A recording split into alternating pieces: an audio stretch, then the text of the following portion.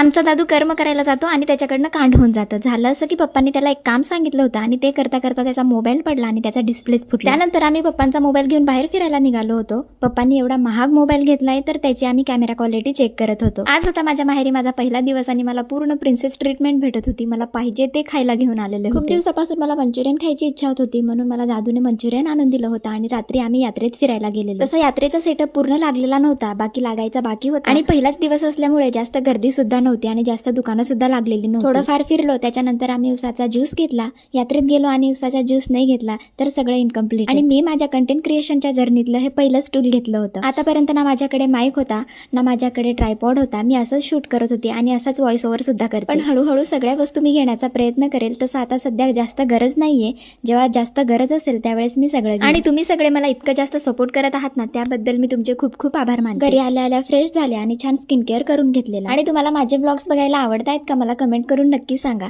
आणि फॉलो केलं नसेल तर प्लीज फॉलो करायला विसरू नका. Thanks for watching. बाय.